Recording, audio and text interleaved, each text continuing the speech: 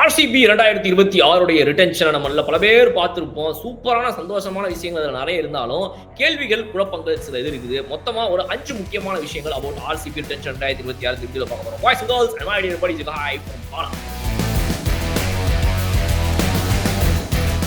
அதாவது இந்த ஸ்குவாட் எப்படி இருக்கு, இந்த பிளேயிங் லெவன் இப்போ எப்படி இருக்கு, இதுல என்னென்னலாம் இவங்க விஷயங்களை ஆட் பண்ண அடுத்த ஆக்ஷன்ல எப்படி இருக்கு, இதெல்லாம் நம்ம ஒன்று அடுத்தடுத்து பார்க்க தான் போறோம். பட் ஆனால் அதுக்கு முன்னாடி இவங்களுடைய ரிட்டென்ஷன்ல இருக்கக்கூடிய சில கேள்விகள், இவங்களுடைய ரிலீஸ்ல இருக்கக்கூடிய சில கேள்விகள், அதை வச்சு இந்த வீடியோ நம்ம முதல்ல ஆரம்பிச்சோம். நம்பர் 1 ஃபர்ஸ்ட் நம்ம ஆரம்பிக்கிறது எங்க அப்படின்னா, இவங்க ரிலீஸ் பண்ண வீரர்களுடைய லிஸ்ட்ல இருந்து நமக்கு இருக்கக்கூடிய ஒரு சின்ன டவுட். ஏன்னா டிஃபெண்டிங் சாம்பியன் நீங்க தான் வந்து போன வருஷம் கப் அடிச்ச ஒரு மிகப்பெரிய ஒரு டீம். அப்போ உங்ககிட்ட இந்த முக்கியமான ரிசோர்ஸ்ல ஒரு ரிசோர்ஸ் ஏன்னு நீங்க வந்துட்டு இதுல வந்துட்டு ரிலீஸ் பண்ணிட்டீங்க அப்படிங்கிற கேள்வி எங்க வருது அப்படின்னா, மயங்க் அகர்வால். சோ இவங்களுடைய ரிலீஸ்ல கூடிய 2 வீரர்கள்ல எனக்கு ஒரு சின்ன உடன்பாடு இல்ல. ஒன்னு வந்துட்டு லியம் லிவிங்ஸ்டன், இன்னொன்னு மயங்க் அகர்வால். மயங்க் அகர்வாலை பொறுத்த வரைக்கும் ஒரு middle order Indian batsman, base price ஒரு 1 crore வந்துட்டு அவருடைய பிரைஸ்.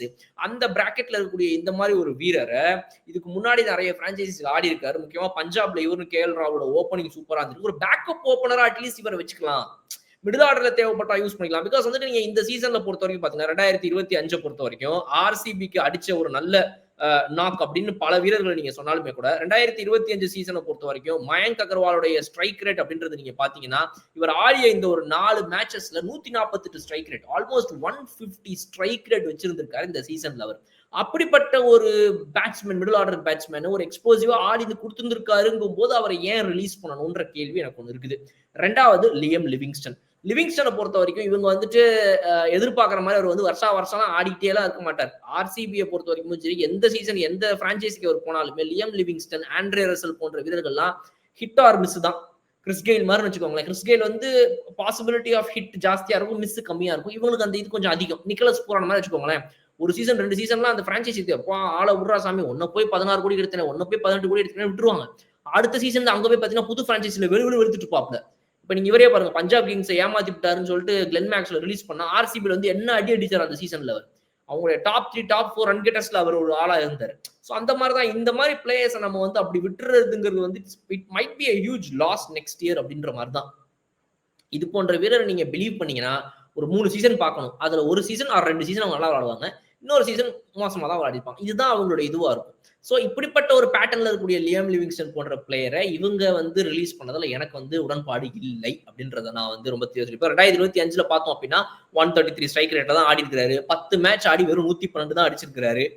பட் நீங்க அதுக்கு முன்னாடி பாருங்க, அவருடைய நம்பர் ஆஃப் பால்ஸ் ஃபேஸ்ட் ஒரு சீசன்லயே பாத்தீங்கன்னாலே 78, 84 இப்படிதான் இருக்குது 2024, 25 பாத்தீங்கன்னா. So number of balls faced அப்படின்றதே கம்மியா இருக்கும்போது ஒரு 70-80 பால் தான் நான் ஒரு சீசனுக்கே ஃபேஸ் பண்றேன் போது அவங்களுடைய இந்த லோவர் டவுன் த ஆர்டர்ல வரக்கூடிய இந்த பிளேயர்ஸ்க்கு டாப் ஆர்டர்ல இருக்கிறவங்க கிளிக் ஆயிடுறாங்க. அப்படிங்கும்போது சின்ன சின்ன பிட்ஸ் அண்ட் பீசஸ் வேலை பார்க்கறது தான் இவங்களுடைய ஃபினிஷிங் 2 ஓவர் ஆர்டர் தான் இவங்களுடைய வேலையா இருக்கும். அதை பொறுத்த வரைக்கும் ஏற்கனவே 2022-23 182 ஸ்ட்ரைக் ரேட்ல 163 ஸ்ட்ரைக் ரேட் அவர் ஆடி இருக்காரு. அது எப்போன்னு பாத்தீங்கன்னா 170 பால்ஸ் 2023 ஆடிருக்காரு. 2022ல 240 பால்ஸ் ஆடிருக்காரு. இப்படி அவரை நீங்க நம்பி கொஞ்சம் ஸ்பேஸ் கொடுத்து அவர் ஆட விடுற மாதிரி பிளேயரா அவர் இருக்கும்போது அவர் சூப்பரா ஆடி இருந்திருக்காருன்றது அவருடைய ஸ்டாட்ஸ் சொல்லுது. இல்லனா அது எப்படின்னா ஒன்னு நீ அவர் ஹையர் ஆர்டர்ல அனுப்பணும், இல்லனா அவங்களுடைய டாப் ஆர்டர்லாம் கொலாப்ஸ் ஆனோடனே ஒரு ரெஸ்பான்சிபிலிட்டி கொடுத்து அவர் ஆடுறாருன்ற மாதிரி நம்பர் ஆஃப் பால்ஸ் கன்சியூம் அதிகமா இருக்கும்போது நீ கடைசி 2 ஓவர் 3 ஓவர்ல அடிக்கணும்ன்ற இந்த கெப்பாசிட்டிலேயே ஆர்சிபியுடைய பேட்ஸ்மேன் நல்லா விளாண்டதுக்கு அப்புறமே அவர் இறக்கி விடும்போது அவருடைய இந்த ஃபுல்லஸ்ட் கெப்பாசிட்டியில அவரால் பெரிய ரிசல்ட் கொடுக்க முடியல. எல்லா பாலும் அடிக்கணும்னு ட்ரை பண்ணும்போது இந்த மாதிரி ஹிட் ஆர் மிஸ் ஆகிறதுக்கான வாய்ப்புகள் இவருக்கு மட்டும் இல்ல யாரா இருந்தாலுமே நடக்கும்ன்றனால இவரை போல அதுவும் பவுலிங்லயும் நல்லா பண்ணக்கூடிய ஒரு பிளேயர் இவர் அப்படின்றனால இப்ப நீங்க ஓவராலா பாத்தீங்கன்னா ஐபிஎல் ஒரு 13 விக்கெட் எடுத்திருக்காரு. இவர் இந்த சீசன்ல மட்டுமே 2 விக்கெட் எடுத்து கொடுத்துருக்காரு. 2022ல 6 விக்கெட் எடுத்திருக்காரு. ஸோ ஒரு batting allrounder who can be a part time spinner, 2 over போட முடியும் அப்படின்ற மாதிரி இருக்கக்கூடிய ஒரு வீரரை என்னங்க பேஸ் பிரைஸ் தாண்டி கொஞ்சம் அதிகமா எக்ஸ்ட்ரா அவருக்கு போட்டு வாங்கி வச்சோங்க 8.25 கோடி ரூபா. அவர் அட்லீஸ்ட் விடாம இருந்திருக்கலாம் நான் நினைக்கிறேன். மேபி ஒரு 5 கோடி 6 கோடிக்கு இப்ப அவரை திரும்ப பைபேக் பண்ணலாம்னு யோசிக்கிறாங்களா ஆர்சிபின்றது தெரியல. பட் எல்லா பிளேயரும் அவர் மேல வந்து பிட்டு கட்டுவாங்க. ஸோ அவருடைய பிரைஸ் எங்க போய் நிக்க போகுது அப்படிங்கிறத நம்ம கடைசியா வெயிட் பண்ணி பார்த்தா தெரியும். அடுத்தது அவங்களுடைய ரிட்டென்ஷன்ல இருக்கக்கூடிய ஒரு விஷயம், அதுதான் வந்து நம்மளுடைய 2வது மேட்டர். யஷ் தயால் அப்படின்ற ஒருத்தரை ரீட்டைன் பண்ணியிருந்திருக்காங்க. அதுல வந்து நிறைய கேள்விகள் ஆல்ரெடி எழுந்திருந்துச்சு. அதுல நம்மளோட ஒரு ஒப்பீனியன் என்ன அப்படின்னா, யஷ் தயால் போன்ற ஒருவர் மீது வந்து ஒரு பெண் வந்து ஒரு கம்ப்ளைண்ட் கொடுத்திருக்காங்க அப்படின்ற மாதிரி ஒரு செக்ஷுவல் அலிகேஷன் அவர் மேல இருக்குது. அப்படிங்கும் போது அது போன்ற விஷயங்களுடைய முடிவு எடுக்காத பட்சத்தில் இன்னும் அதோடைய தீர்ப்பு வரல. அப்படி இருக்கக்கூடிய ஒரு ஸ்டேஜ்ல இன்னும் அவர் கன்விக்ட் ஆகாத இடத்துல அவர் வந்துட்டு அவர் தான் அப்படின்னு குற்றம் சுமத்தப்பட்டதை தாண்டி இன்னும் அவருக்கு ஒரு குற்றவாளின்னு நிரூபிக்கப்படாத இந்த நேரத்துல அவரை வந்து பிளேயிங் 11ல எடுக்கலன்றதை தாண்டி அவர் ஸ்குவாட்ல மட்டும் தான் இப்போது எடுத்து வச்சிருக்காங்க. இன்னும் அவர் விளையாடல. ஸோ அது நிரூபிக்கப்பட்டதுக்கு அப்புறமா அவரை வந்துட்டு அதுக்கப்புறமும் வச்சிருந்தாங்கன்னா அப்புறம் நம்ம கேள்வி கேட்கலாம் அப்படின்ற ஒரு பாயிண்ட் ஆஃப் வியூ தான் வந்துட்டு மேபி நான் யோசிக்கிறேன். பிகாஸ் எல்லார் மேலேயுமே அலிகேஷன்ஸ் வரலாம், எல்லார் மேலேயும் குற்றச்சாட்டு வரலாம். அது நிரூபிக்கப்படும் வரை அவங்க அந்த பதவியில இருக்கக்கூடாதுன்றது ஒரு சே இல்ல நிரூபிக்கப்பட்டதுக்கு அப்புறம் நாங்க தூக்கிடுறோம்ன்றது இன்னொன்னு. இது ரெண்டுல அவங்க என்ன டெசிஷன் எடுக்கிறாங்க அப்படின்றத நம்ம இந்த இடத்த பார்க்கணும். ஆர்சிபி பொறுத்த வரைக்கும் அவங்க இப்போத்துக்கு அதுல வந்து பெரிய முடிவு எடுக்கல. ஸோ இது வந்து சப்ஜெக்டிவ் டு ஒவ்வொரு பர்சனுக்குங்க. ஒவ்வொருத்தங்களுக்கு ஏற்ற மாதிரி அவங்களுடைய முடிவு இது. ஸோ இவங்களோட முடிவு இது அப்படிங்கும்போது நம்ம அதை வெயிட் பண்ணி தான் பார்க்கணும் என்ன அப்படின்ற மாதிரி. அண்ட் 3வது ரசிக் சலாம் தர். இந்த ரசிக் சலாம் தர் வந்துட்டு 6 கோடி ரூபாய்க்கு இன்னைக்கு இவங்க திரும்பவும் ரீட்டைன் பண்ணியிருக்காங்க. 6 crore வாங்கப்பட்ட இவரு ஆர்டிஎம்ல வந்து இவங்க டெல்லி கேபிட்டல்ஸ் எடுக்க போனாங்க போன மெகா ஆக்ஷன்ல. அவர்கிட்ட இருந்து புடுங்கிட்டு வந்தாங்க இவங்க. இவரை என்ன இவங்க பயன்படுத்திருக்காங்கன்றதான் என் கேள்வி. லியாம் லிவிங்ஸ்டனை வெளியே விட முடிவு பண்றீங்க, உங்களுக்கு லுங்கிங்கிடி வேணான்னு முடிவு பண்றீங்க.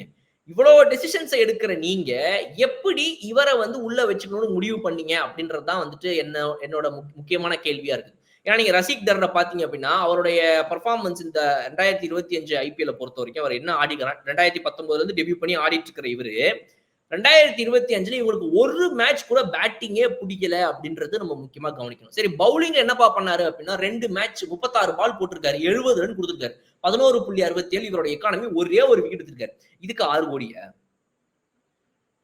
இந்த 6 கோடி பிளேயரை நீங்க ரீட்டைன் பண்ணி திரும்ப விளையாட போறீங்க. 2 மேட்சை தாண்டி இவர் நீங்க பிளேயிங் லெவல்ல எடுக்கல சார்.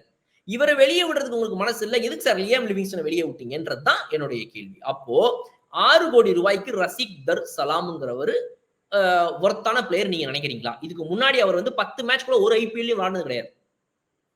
இவரோட மொத்த ஐபிஎல் ஹிஸ்டரி விக்கெட்டே 10 விக்கெட் தான். இவருடைய மொத்த வரலாறுல இவர் கரியர்ல அடிச்சதே மொத்தம் 40 ரன் தான். இப்படிப்பட்ட ஒரு பிளேயருக்கு 6 கோடி ரூபாய் கொடுத்து இவங்க ரீடைன் பண்ணிருக்கிறதுங்கிறத சரின்னு நீங்க நினைக்கிறீங்களா அப்படிங்கிறத சொல்லுங்க. என்னை பொறுத்த வரைக்கும் அதுல உடன்பாடு கொஞ்சம் கூட இல்லை. அது ஒண்ணு. அண்ட் 4வது விஷயம், உங்களுடைய ஸ்குவாட் இப்போ ஓவராலா எப்படி இருக்குது அப்படிங்கிறத நீங்க பார்க்க போறீங்க. ஆன் ஸ்கிரீன் பொறுத்த வரைக்கும் நீங்க பார்த்துட்டு இருக்கிறது இப்போ ஆர்சிபியுடைய ஸ்குவாட். 2026 ஸ்குவாட்ல விராட் கோலி, ரஜத் பட்டிதர் கேப்டன்சில Devdutt Padikkal, Phil Salt, Jitesh Sharma, Krunal Pandya, Swapnil Singh, Tim David and Romario Shepherd, Jacob Bethell, Suyash Sharma, Hazlewood, Dayal, Bhuvneshwar Kumar, Nuwan Thushara, Rasikh Salam Dar and Abhinandan Singh. இப்ப 8 ஸ்லாட் ரிமைனிங்கா இருக்குது ஆர்சிபியை பொறுத்த வரைக்கும் அவங்களுக்கு 2026ல 2 ஓவர்சீஸ் ஸ்லாட். பர்ஸ் வேல்யூ 16.4 கோடி ரூபாய் அவங்க கிட்ட இப்ப கையில இருக்குது. இந்த ரசிக் சலாமை தூக்கி அடிச்சிருந்தாங்கன்னா 22 கோடியா கூட அது மாறி இருந்திருக்கலாம். அது எப்படி இவங்க மிஸ் பண்ணாங்கன்றது எனக்கு புரியல. சோ இது வந்து இவங்களுடைய ஸ்குவாட். அண்ட் இப்போ இதுல இருந்து என்ன அளவுக்கு இவங்களுக்கு ஒரு பிளேயிங் 11 ரெடியா இருக்குது அப்படின்னு பாத்தீங்கன்னா, Phil Salt or Jacob Bethell யாரை வேணாலும் இவங்க ஓப்பனிங் இறக்கிக்கலாம். அது ஒரு பக்கம் இருக்கு. விராட் கோலி அவங்களுடைய இன்னொரு ஓப்பனர். சோ ஏற்கனவே 3 ஓப்பனர்ஸ் அவங்களுக்கு தயாராகிறாங்க. சூப்பரான பர்ஃபார்மன்ஸா ரீசென்ட்ல ஃபார்ம்ல இருக்கிற 3 பேர். இதை தாண்டி பாத்தீங்கன்னா தேவ்தத் படிக்கல் நல்லா விளையாடி இருக்காரு ஆர்சிபியோட கம்பேக் வந்ததுக்கு அப்புறமா. ரஜத் பட்டிதர் அவங்களுடைய கேப்டன் இருக்காரு. Jitesh Sharma, Tim David, Romario shepherd. அடடா மாசுங்க அப்படின்னு நம்ம சொல்ற மாதிரி அவங்க 6-7 வெறித்தனமா இருக்குது. 5ல ஜிதேஷ் சர்மா சூப்பரா விளையாடி இருக்காரு போன சீசன். சோ இந்த 7 பேருமே போன சீசன்ல அவங்க விளையாடின டாப் 7 அன்சேஞ்ச்டாவே அவங்களுக்கு கிட்டத்தட்ட அவங்களால இந்த ஆக்ஷன்ல எந்த ஒரு உதவியுமே இல்லாம கூட போக முடியும் அப்படிங்கிறது வந்து நம்மளால இதை வந்து கவனிக்க முடியுது. லியாம் லிவிங்ஸ்டன் அவங்க ரிலீஸ் பண்ணியிருந்தாலுமே கூட அவங்களுடைய டாப் 7 இப்ப பாதிக்கப்படாது. அன்லெஸ் அதர்வைஸ் டிம் டேவிட் போன்ற வீரர் எங்கேயாவது ஆஸ்திரேலியா பிளேயர் பாதி சீசன் விளையாட மாட்டான்ற பிரச்சனை வரும்போது அவங்களோட நம்பர் 6 யாருன்ற அந்த கேள்விக்கு ஒரு பதில் அவங்க கண்டுபிடிச்சுதான் ஆகணும். ரைட். அண்ட் அடுத்து குருணால் பாண்டியா அட் நம்பர் 8 அப்படின்றது இவங்களுடைய பேட்டிங் டெப்த சொல்லுது. அவருடைய போன வருஷம் பெர்ஃபார்மன்ஸ் ஆல்ரவுண்ட் அடி எல்லாமே அடி தூள் அப்படின்றனால Krunal Pandya at number 8 is the perfect icing on the cake for RCB அப்படின்னு சொல்லலாம். 9ல புவனேஸ்வர் குமார் இவர் உள்ள வந்ததுக்கு அப்புறம் தான் இவங்களுடைய பிளேயிங் லெவல் வந்து இன்னைக்கு இந்த லெவல்ல இருக்குது. உங்களுடைய பவுலிங் அட்டாக் ஹர்ஷல் பட்டேலை நம்பி இருந்த இந்த பவுலிங்ல வந்து இன்னைக்கு இப்படி ஆயிருக்குதுன்னா அதுக்கு காரணம் இவரு. அண்ட் இவரோட சேர்ந்துருக்கிற அடுத்த 2 பேர். Yash Dayal the magical delivery person. எந்த நேரத்துல விக்கெட் எடுக்கணுமோ அந்த நேரத்துல முக்கியமான விக்கெட் எடுத்து டோர்னமெண்டே மாத்தி கொடுக்குற ஒரு வீரரா அவங்களுக்கு இருந்திருக்காரு. அதுவும் அடுத்த சீசனுக்கு பர்ஃபார்மன்ஸ் பெட்டர் ஆயிட்டே போகுது.